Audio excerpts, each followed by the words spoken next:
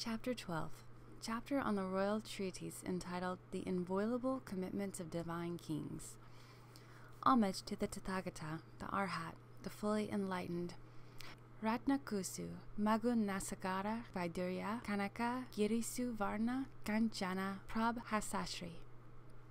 Homage to the Tathagata, the Arhat, the fully enlightened Shakyamuni, whose body is adorned with hundreds of thousands of millions of virtues, and who makes the light of this Dharma blaze forth.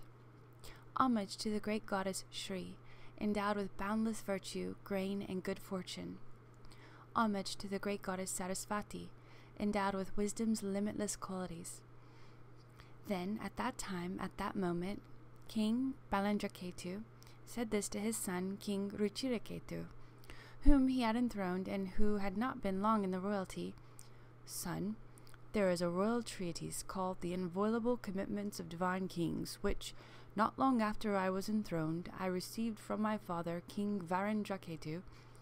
I reigned the kingdom for 20,000 years according to that royal treatise, and I do not recollect being on the wrong side for even a single moment of thought.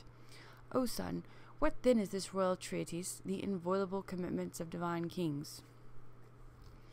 O noble goddess, at that time, at that moment, King Varendraketu clearly expounded the inviolable commitments of divine kings, the royal treatise, to his son, King Ruchiraketu, in these verses.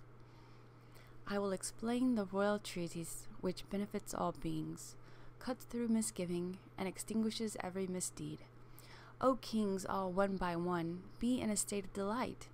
Listen with your hands folded in reverence to this entire commitments of divine kings. Here, at Vajrakara, the king of mountains, when the divine lords assembled, all the world protectors stood up to ask Brahma, the divine king, O Brahma, you are the principal god. You are the Deva king. May you cut through our qualms. May you dispel our doubt. Why is a king born among humans called divine? For what reason is he called divine son? Born in the world of humans, he would be a human king. How do gods wield divine kingship among men? When the Lord Brahma was asked thus by the protectors of the world, Brahma, the chief of gods, replied in this way.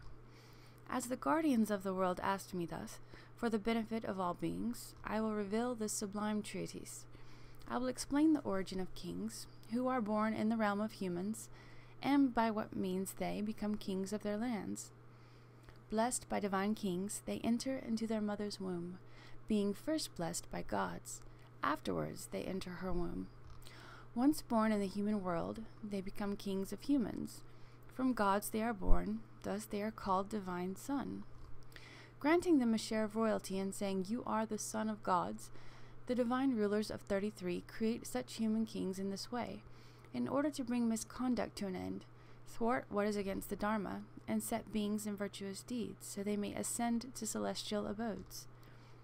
The king of humans, be they Gandharva, Rakshasa, low caste, human or god, bring the end of evil deeds. These human lords, blessed by devas, to show actions ripening effects, are like parents to those who engage in virtue. They are empowered by gods to show the fruition of deeds, of actions done well and wrongly done in this life. When the lords overlook evil acts committed in their land, and to those who are unlawful, fail to mete out befitting revenge, through neglect of unlawful deeds, that which is not Dharma will triumph. Conflicts and clandestine acts will befall the region over and over again. The lords of gods will be enraged in the palatial dwelling of the 33. When a king overlooks the presence of evildoers in his region, terrible clandestine acts will ruin and destroy that land. Upon arrival of a foreign army, the country will utterly succumb.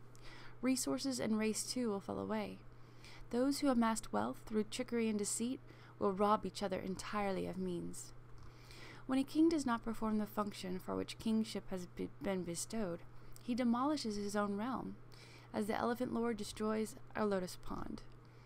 Unfavorable winds will rise, unfavorable rains will fall. The sun and moon will be unfavorable, and likewise the planets and stars. Where a king is negligent, famine will descend upon the land. Seeds, crops, flowers, and fruit will cease to grow and flourish. When a king overlooks those who do wrong in his realm, unhappiness will befall the gods in their abodes. The kings of gods will lament to each other, "Unlawful is this king, for he remains on the side of the lawless." Before long, the king will incur the wrath of the gods. When the gods reveal their rage, his kingdom will wither away. Mayhem will prevail in the land, by weapons too it will give way. Covert acts, strife, and disease of every variety will come to be. Overcome by rage, the lords of gods and gods too will ignore him. That land will lie in ruin, anguish the sole company of that king. He will lose his beloved ones, brothers, and even sons. From his beloved wife too he will part. His daughters will meet with death. Shooting stars will rain down, likewise mock suns will shower. Fear of foreign armies and famine will greatly occur. His valued minister, beloved elephant, and cherished camels will die too. People will pillage one another, seizing homes, resources, and wealth. Region by region throughout the land, they will slay one another with arms. Strife, squabbles, and deception will tear apart their land. Demons will enter into the region. Terrible diseases will plague them. Even the venerable ones, their ministers and retinues too, will succumb to wickedness and deceit. When those devoid of virtue become venerated in the land, those law-abiding and virtuous ones will always be victimized. When the wicked are honored and the virtuous persecuted, three things, stars, water, and wind, will become calamitous there. When the wicked are embraced, three things, the flavor, essence, and power of the sublime Dharma, the strength of beings and quality of the earth, will utterly perish. When the corrupt are esteemed and the sublime dishonored, three things, famine, thunderbolts, and death will occur in that place. Fruit and crops will have no taste and no potency thereafter. Beings sickened with disease will fill those regions completely. Large, sweet fruit will shrivel, becoming bitter and sharp. Play, humor, and fun, the pleasures of previous times, now rife with infinite delusion, will lose the touch of joy. Fruit and crops will lose their succulence and force. They will cease to nourish body, elements, or senses. Pale and lacking complexion, beings will become weak, feeble, and without strength. Though they may consume much food, they will remain unfilled. Their strength, prowess, and energy will disappear. The country will become a mass of beings utterly without vitality. Multitudes of beings will become afflicted by various illnesses. Due to various cannibalistic deeds, there will arise inauspicious planets and stars. When the king is undharmic, and on the side of those lacking virtue, the triple realms in the sphere of the three worlds will completely perish. When the king is partisan, ignoring those who commit misdeeds, misfortunes such as these in their regions will come to be. When he overlooks those evildoers, a king neglects to wield his kingship according to the role bestowed upon him by the Lord of Gods. Those who perform virtuous actions will be reborn in the Deva abodes. Those who commit negative deeds will be reborn among hungry ghosts, animals, and hell beings. When a king ignores those who carry out misdeeds in his realm, through those misdeeds gods will fall from the heaven of the 33. When a king does not fulfill his duty, he is no longer his forefather's son, and the kings of gods will rain misfortune upon his kingdom. When his lands are ravaged by rampant disorderly acts, he should quell these transgressions and encourage positive deeds. Thus have the lords of gods vested kingship upon him in the human realm. It is he who effects fruition for beings in this life, for he demonstrates the ripened effects of deeds done well and wrongly done. For this reason he is called king. For his own welfare and that of others, for the sake of order in that land, he is blessed and approved by hosts of gods. In order to bring harmony to his kingdom, he should renounce life and sovereignty, and subdue the wicked and sinful in his domain. Should he tolerate lawlessness, and wittingly ignore the unlawful, no other threat could be as terrible as this. As evil and wickedness arise, if those responsible are not indicted, the country will be overrun by utterly objectionable criminals. As elephants demolish great pools, so these regions will be destroyed. As the abodes of gods perish, the kings of gods become wrathful, then all things in that realm will be doomed to misfortune. Hence, those who commit misdeeds must be tamed according to their crime. In the realm protected in keeping with the Dharma, the king should not commit unlawful deeds. Giving up even his life for the sake of justice, he should never succumb to bias.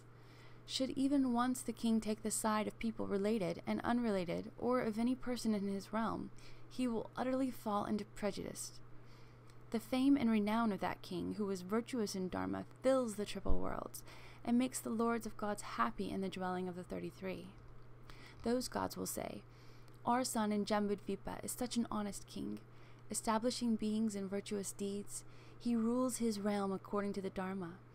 Through good deeds, this king helps beings arrive in our land. He fills the abodes of gods with devas and their divine sons. As he rules his realm, according to the Dharma, we kings of gods are indeed well pleased.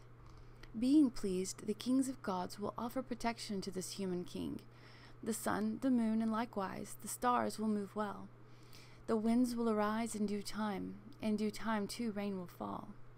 Prosperity will be ensured in the gods' abodes, and likewise in the realm of the king. Gods and God's divine children will always abound in that place. Hence, the king should forsake his own cherished life, but never give up the Dharma jewel.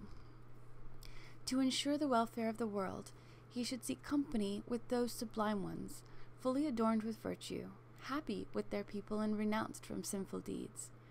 Protecting his realm according to the Dharma, teaching well the laws of Dharma too, those engaged in virtue should be encouraged, and he himself must refrain from evil deeds. When those who do evil deeds are accordingly tamed, a year of abundance will ensue. Magnanimous will be the king, possessed of renown and fame, who reigns his subjects in peace. This ends the 12th chapter.